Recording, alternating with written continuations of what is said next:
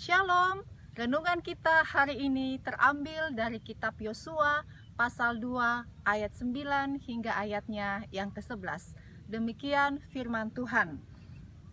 Dan berkata kepada orang-orang itu, "Aku tahu bahwa Tuhan telah memberikan negeri ini kepada kamu, dan bahwa kengerian terhadap kamu telah menghinggapi kami, dan segala penduduk negeri ini gemetar menghadapi kamu.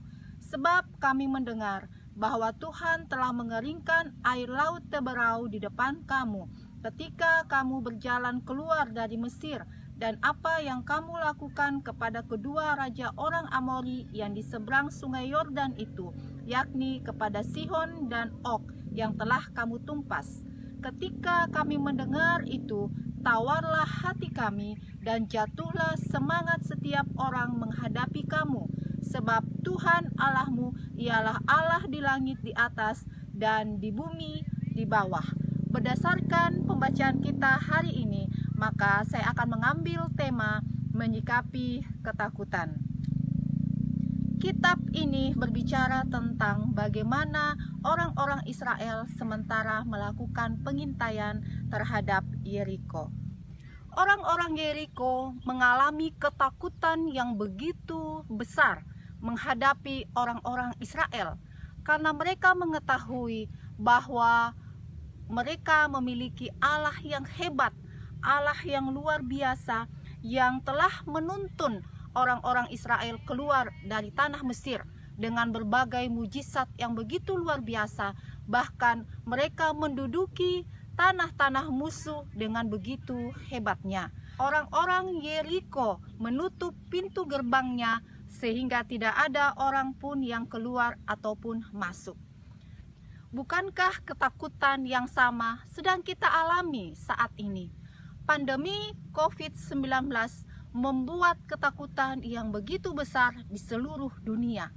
Apalagi ketika kita mendengar begitu banyaknya orang yang meninggal. Tapi satu hal, hari ini kita belajar bagaimana Rahab menyikapi ketakutannya. Hal yang pertama kita lihat di ayat yang ke-9. Di situ Rahab berkata, "Aku tahu bahwa Tuhan telah memberikan negeri ini kepada kamu."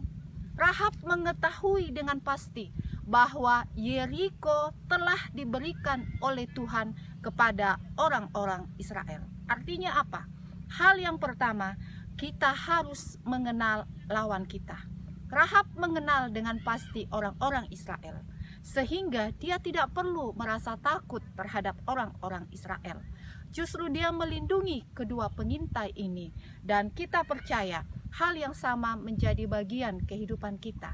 Kita tidak perlu takut menghadapi pandemi ini, tapi mari kita kenal musuh kita, lawan kita. Mari kita kenal pandemi COVID-19 ini, di mana perkembangannya, bagaimana cara penularannya, dan bagaimana cara pencegahannya.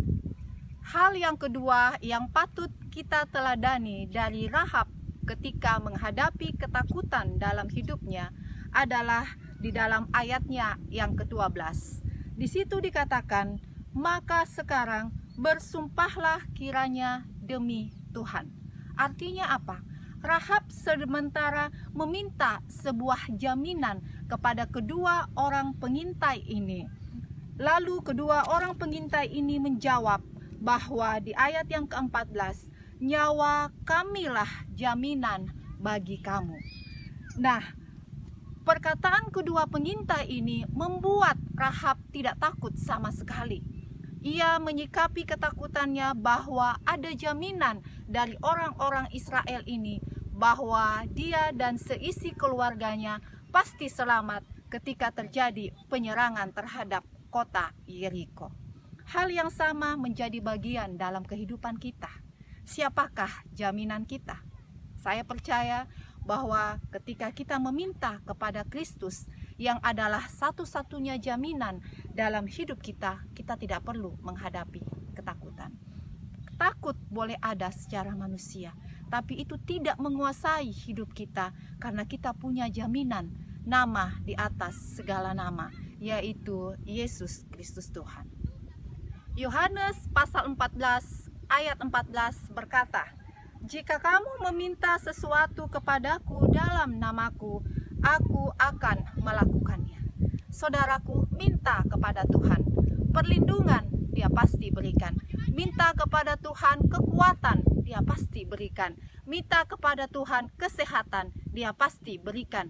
Apalagi meminta untuk memenuhi seluruh kebutuhan hidup kita, Dia pasti berikan. Anaknya saja Dia berikan, mati di kayu salib. Apalagi hanya untuk kebutuhan hidup kita sehari-hari, Dia pasti berikan. Oleh sebab itu, apapun yang kita ingin minta, minta saja di dalam nama Tuhan Yesus, Ia akan memberikannya, karena Dialah jaminan dalam hidup kita. Kitab Ibrani pasal 7 ayat 22 berkata, "Demikian pula Yesus adalah jaminan dari suatu perjanjian yang lebih kuat." Saudara, percayalah bahwa Yesus adalah satu-satunya jaminan yang kuat bagi kehidupan kita. Mari kita hadapi ketakutan kita saat ini dengan menjadikan Yesus sebagai satu-satunya jaminan dalam hidup kita. Sebab ketika kita menaruh jaminan kita kepada Tuhan Yesus, Dia tidak akan pernah mengecewakan kita. Belajar dari pengalaman Rahab itu pun menjadi bagian kehidupan kita.